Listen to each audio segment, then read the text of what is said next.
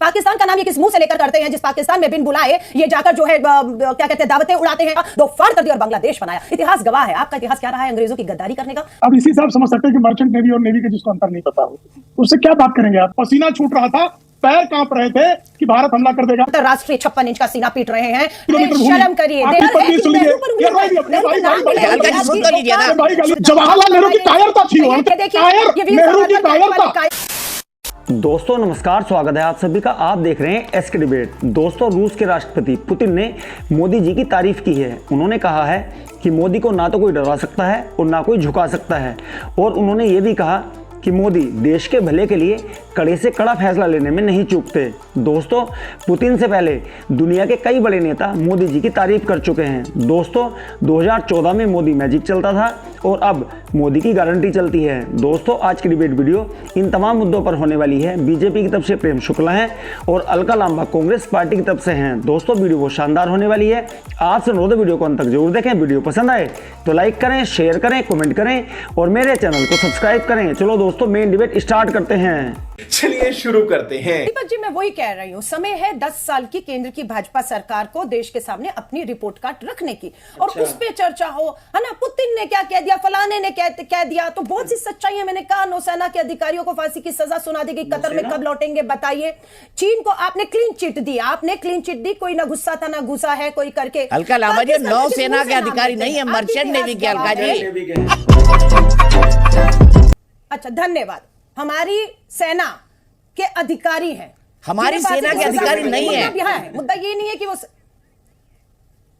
आप समझिए Alka ji, merchant navy क्या होती है? अरे प्राइवेट शिप में चलते हैं, उनपे नेवी के जो लोग चलते हैं उनको मर्चेंट नेवी के कहते हैं। नौसेना के अधिकारी मतलब भारत सेना के अधिकारी। विवाद क्या खड़ा कर रहे हैं? वाद ये है कि हमारे अधिकारी फांसी की सजा सुना दी गई है, हमें वो देश में सुरक्षित कब मिलेंगे। पाकिस्तान का नाम ये किस मुंह से लेकर करते हैं जिस पाकिस्तान में बिन बुलाए ये जाकर जो है क्या कहते हैं दावतें उड़ाते हैं। किसने पठानकोट में पाकिस्तान की आईएसआई को बुलाकर जांच करवाई थी? किसने? प्रधानमंत्री मोदी जी की कायरता थी कि वो पाकिस्तान के सामने झुके और अपने पठानकोट में आतंकी हमले की जांच आईएसआई की पाकिस्तान से करवाते हैं। और इसी की सेना को भारत के सामने 90,000 की सेना पाकिस्तान को झुकाने का काम श्रीमती इंदिरा गांधी ने किया था। दो फाड़ कर दिया और बांग्लादेश बनाया। इतिहास गवाह है। आपका इतिहास क्या रहा है अंग्रेजों की गद्दारी करने का। हाँ, और उनसे आप नाम लेकर वीर सावरकर हो गए। देखिए, अब इसी से आप समझ सकते हैं कि मर्चेंट नेवी और नेवी का जिसको अंतर नहीं पता हो उससे क्या बात करेंगे आप। और जिस शौर्य की बात कर रही हैं भाई, आपने जो है बांग्लादेश बन गया, प्रणाम है, लेकिन 90,000 सैनिकों को छोड़ दिया और भारत के कुछ सैकड़ा सैनिक जो है उनको नहीं छुड़ाया। शिमला एग्रीमेंट करके सारी जीती हुई जमीन लौटा दी। तो ये सब जो है क्यों किया आपने? भारत के जो सैनिक, और आज मोदी जी के जमाने में एक बार जो है हमारा वहां सैनिक पकड़ा जाता है और उनके खुद के पार्लियामेंट में पाकिस्तान का सांसद कहता है कि हमारे सेना प्रमुख का जो है पसीना छूट रहा था, पैर कांप रहे थे कि भारत हमला कर देगा। आज ये दशा है कि ये रोज आतंकवादियों की सूची भेजते थे कि हमें आतंकवादी हैं, जरा लौटा दीजिए, और पाकिस्तान इनको आंखें दिखाता था। हेमराज का गला काट कर ले गया और इनका डिफेंस मिनिस्टर कहता था नॉन स्टेट एक्टर ने कर दिया। आज 22 आतंकवादी, भारत के विरोध के 22 आतंकवादी पाकिस्तान में कुत्ते की मौत मारे गए। लेकिन किसी की हिम्मत नहीं है कि चू कर दे। घुसकर बालाकोट में मारा, घुसकर स्ट्राइक घुसकर की। तो ये है भारत, आज का भारत। और कल कि आपके सैनिक का हेमराज का गला काट कर ले जाता था और कांग्रेस का डिफेंस मिनिस्टर पाकिस्तान के पक्ष की पैरवी खड़े करने खड़ा होता था। इनसे पूछिए, जब गलवान रैली में हमारे जवान शहीद हुए, किसके दबाव में आकर चीन को क्लीन चिट देने का काम प्रधानमंत्री जी ने ये कहते हुए दिया? ना कोई गुस्सा था ना कोई गुस्सा हुआ है।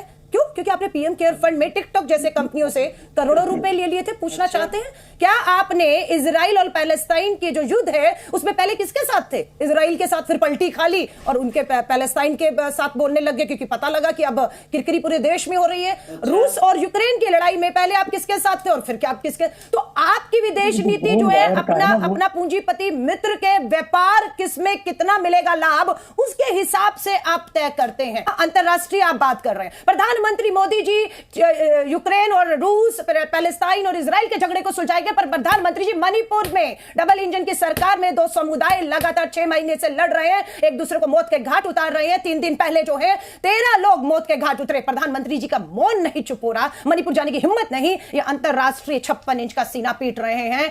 चीन को लाल आंख कब करके दिखाएंगे? आपकी औकात बता रहा हूं सर, बुरा नहीं मानना सर। मैंने उनकी जो लगातार रुदाली को बहुत धैर्य से सुना। अब चीन कैसे कब्जा कर लेता है? जवाहरलाल नेहरू की कायरता से 38,000 वर्ग किलोमीटर भूमि गई कि नहीं गई?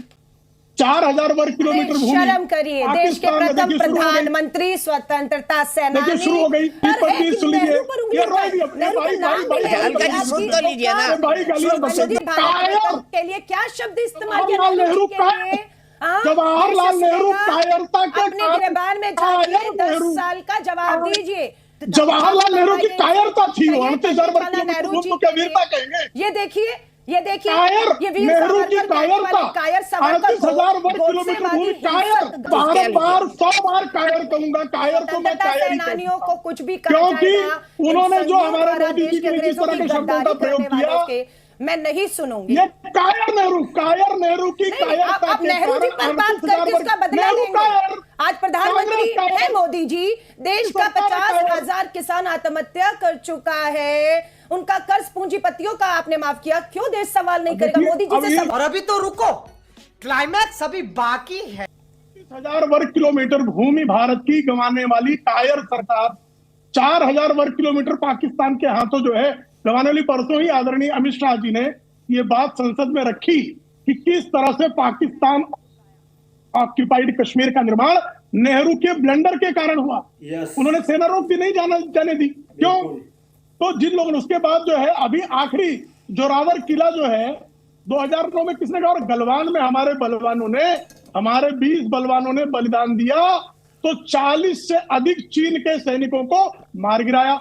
लेकिन जब डोकलाम में हमारी सेना जुटी तो चोरी चोरी चुपके चीन के चंदे पर पलने वाले श्रीमान राहुल गांधी सपरिवार चीन के दूतावास में चले गए। तो चीन के चंदे पर पलने वाले जो हैं वो चीन के स्तुति गान में लगे रहते हैं, क्योंकि नहीं तो चीन जो है उनका चंदा बंद कर देगा। तो वो तो जो है अंतरराष्ट्रीय मंचों पर भी जाकर चीन को लोकतांत्रिक और भारत को तानाशाह बताते हैं। तो इस तरह के चीन के जो चंदेबाज हैं उनको चीन की स्तुति नजर आती है, लेकिन भारत की अंतरराष्ट्रीय साख जो है उसको आज यूरोप भी मानता है, अमेरिका भी मानता है, सऊदी अरेबिया भी मानता है, संयुक्त अरब अमीरात भी मानता है।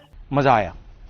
देखा दोस्तों, आपने प्रेम शुक्ला और अलका लांबा दोनों को सुना। आप किसकी बात से सहमत हैं और वीडियो के बारे में आपकी क्या राय है कमेंट सेक्शन में कमेंट करके बताएं।